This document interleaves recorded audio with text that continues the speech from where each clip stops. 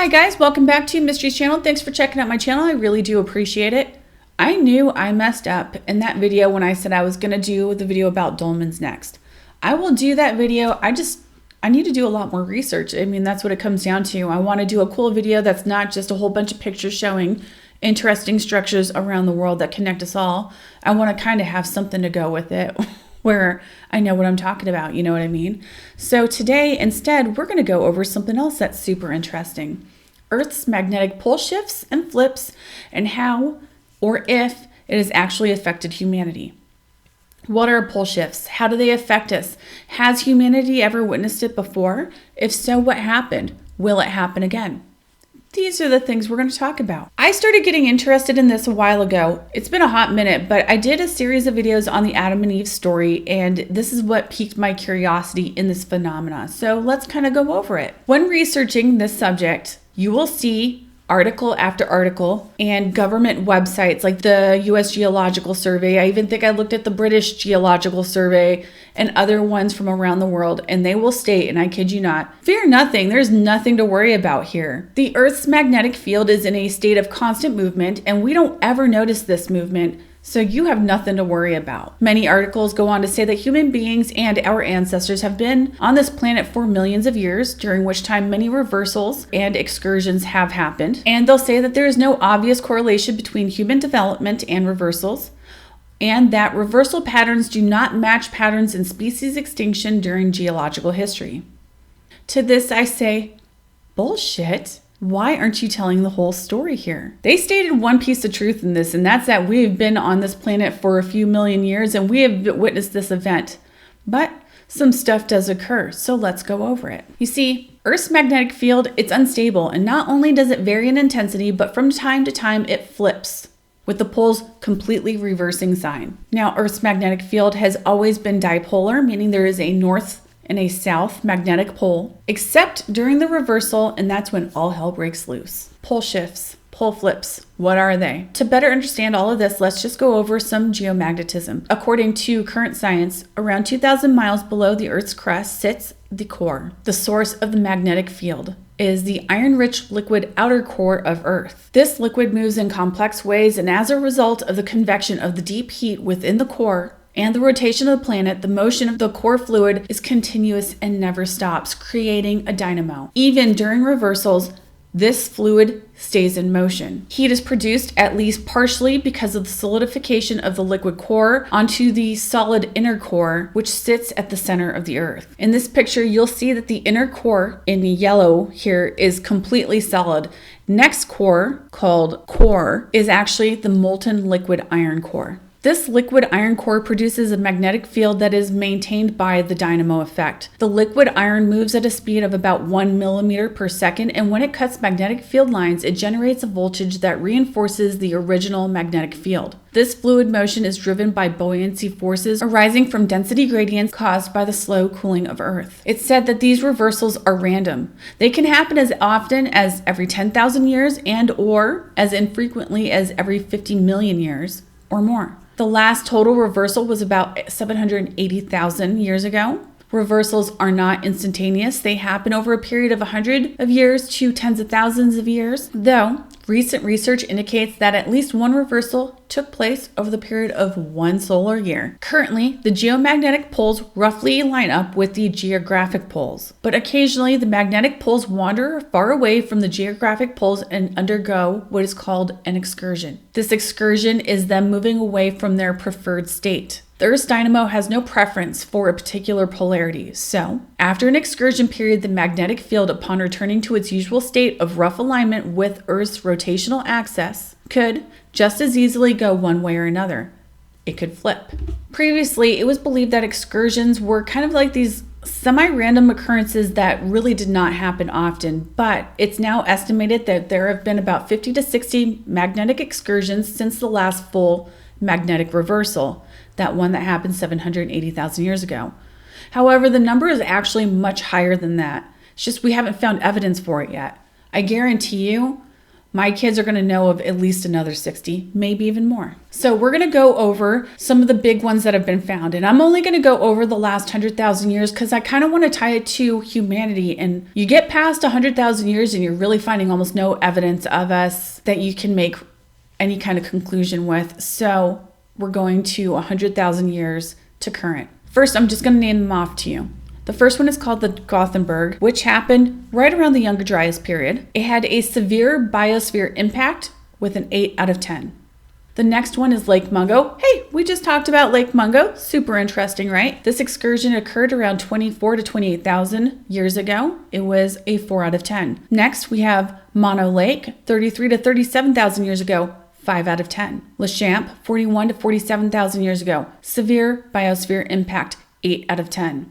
Next, we have the Volstock, Greenland incident, 60,000 years ago, 5 out of 10. Next, we have Toba. We talked about Toba not that long ago, too. Interesting.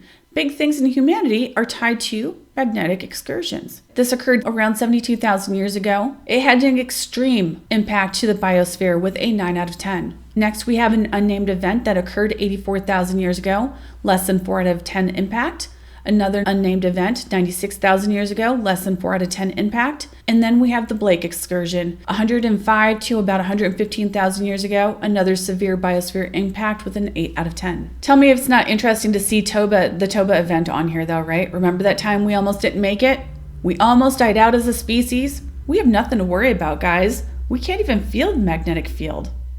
Just saying.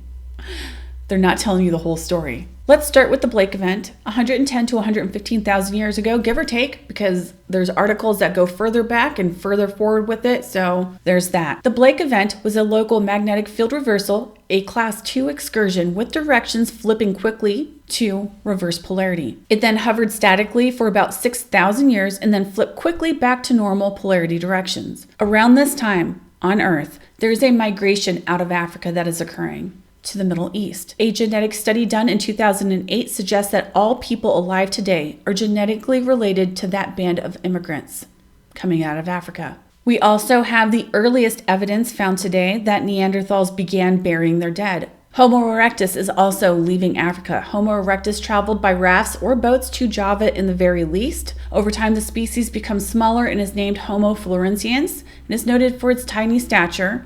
It stands around 3 feet tall. Also, modern humans are migrating to the Levant and to Europe at this time. According to the official timeline, I mean, if you ask me, they were probably already in these places.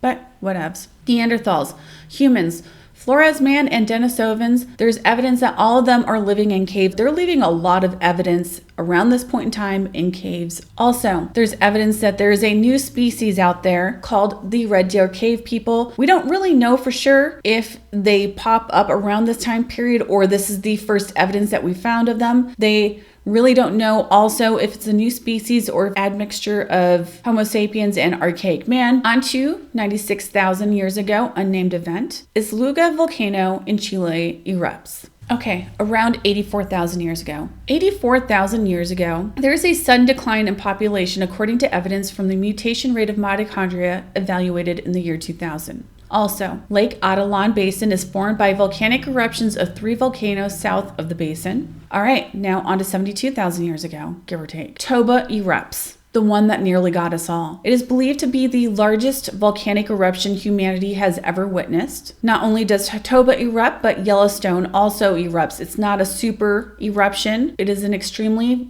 violent and explosive eruption nonetheless. Also, humanity begins dying out over the next 2,000 years. We die down to about 40 breeding pairs. Some experts say that we might have actually dropped down to a mere 2,000 people that survive what is happening on Earth at this point in time. Some say 5 to 10,000 people. Either way, we seriously barely make it. There's nothing to worry about. We continue.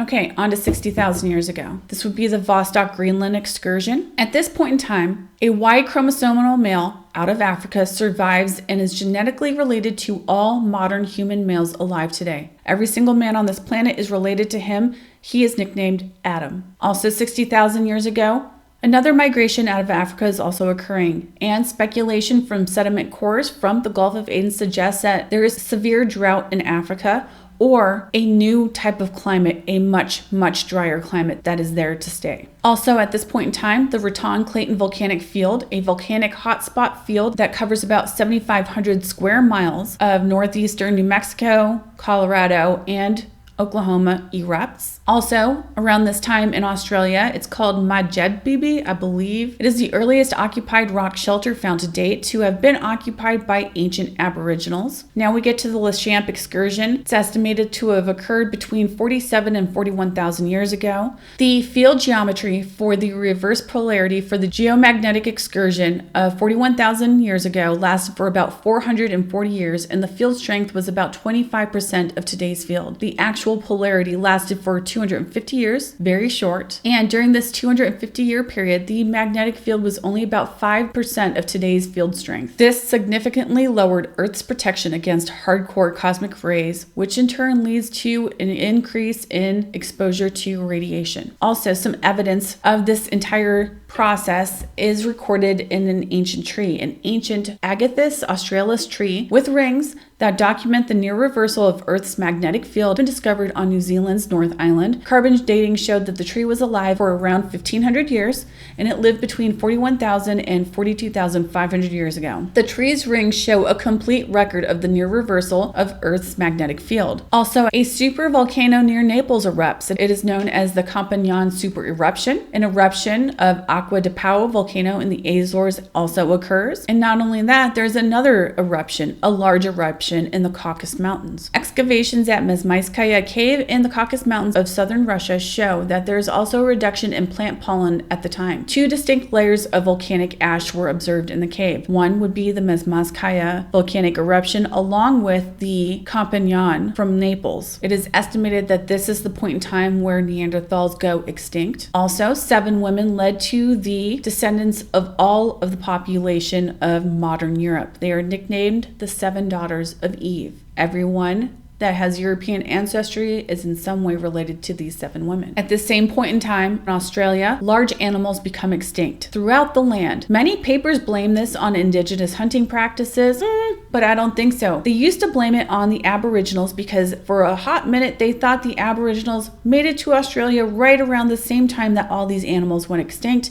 Now we know they've been there for much longer. Also, Neanderthals are at the end of their road, and it looks like it might have been a hard road. They are now basically extinct. There are a few pockets of them left, and those pockets show evidence of cannibalism occurring. In the Americas, Mount St. Helens is born and immediately begins erupting. Sea levels drop during this period 4 separate times. If you go by scholarly timelines, this would be the time period that Native Americans are beginning to just barely migrate to the Americas. And lastly, for this period in time, concentrated amounts of beryllium-10 found in ice core samples may suggest cosmic ray intensity producing variations in solar and geomagnetic modulation effects. Okay, now we're going to go to the Mono Lake excursion around 33 to 37,000 years ago. At this same point in time in Australia, the volcano Bujbim is erupting. There are catastrophic earthquakes in California. It is believed that a tsunami, an immense wall of water, rushes into the exposed plain and forms the San Francisco Bay that we currently have today. Lake Mono in California also begins erupting. Also, around this time period, bones with Neanderthal traits are found in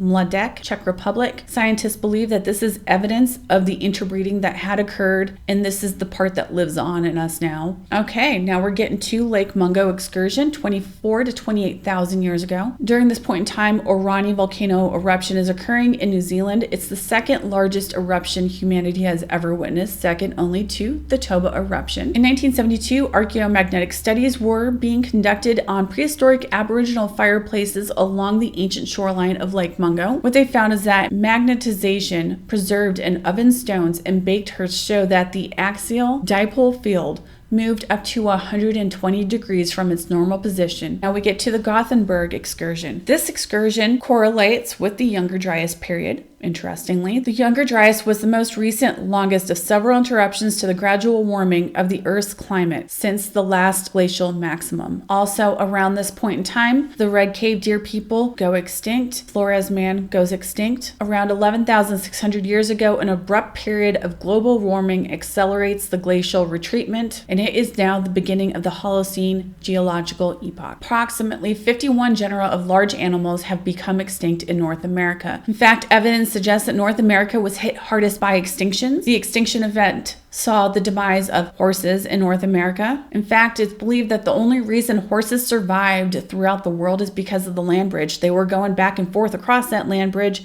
Some of them made it out, and that's why we still have horses. The horses in North America were these tiny little things, like the size of a little dog, and they used to roam around in forests. Bizarre when you look at the pictures. Anyway, back to the video. During the Younger Dryas period, we saw the end of the woolly mammoth, the American camel, the dire wolves, short-faced bears, saber-toothed cats, stag moose, wild rhinos, ground sloths. Everything was dying out over here. And again, guess what they like to attribute it to? The natives. So why do they try to pass it off? There's nothing to worry about. That we don't even notice the magnetic field. Like, we might not be able to sense it and see it and feel it, although some people actually can. They're not showing you the entire picture. Huge changes on Earth occur during these excursions, let alone the actual flip. When the flip happens, I think that's the tumble that he was talking about in the Adam and Eve story. Continents separate and kind of get all jumbled up.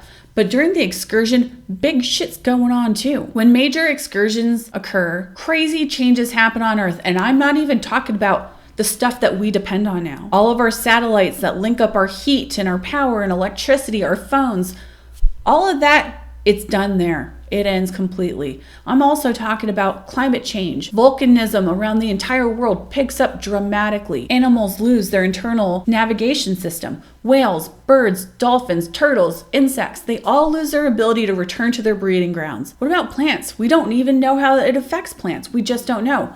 Oddly enough, though, I did read that there is a protein that birds use to detect the magnetic field that has been found in plants. Why it's there, we don't know. We know that plants don't migrate, but obviously they would have this protein for a reason. Like, they need to detect the magnetic field as well. There's one last thing I want to bring up, and that is that in 2002, electromagnetic sensitivity was federally recognized as a disability. Why? Because some people are super sensitive to it, even small amounts. And when you look at the list of symptoms, it's kind of bizarre and crazy. Like, it really, really messes with a person. Imagine what happens when there's a huge excursion out there. There is no doubt in my mind that we're going to notice it. So when people tell you, like, don't worry about it, because I'm not worried about it. Because in all honesty, there's not a damn thing we can do about it. But give the true story. Don't put a bunch of BS out there. Absolutely, humanity has witnessed and faced magnetic excursions and pole flips, and absolutely, it was detrimental to us. We almost don't make it. Several times it shows up. Not only do other species die out, but we almost died out. We barely made it. Anyway, that was kind of a long and depressing video. I'm sorry, but I started researching and I was like, this is interesting. I should put it out there. On top of when I was doing my Toba video, I knew I was missing something big, and I don't even think this is the whole story. I guarantee for the Toba catastrophe event, Toba, the geomagnetic excursion, and some other factors play into the fact that we almost died out. But I found it interesting, so I did a video. Anyway, I hope you guys have yourselves a very great day.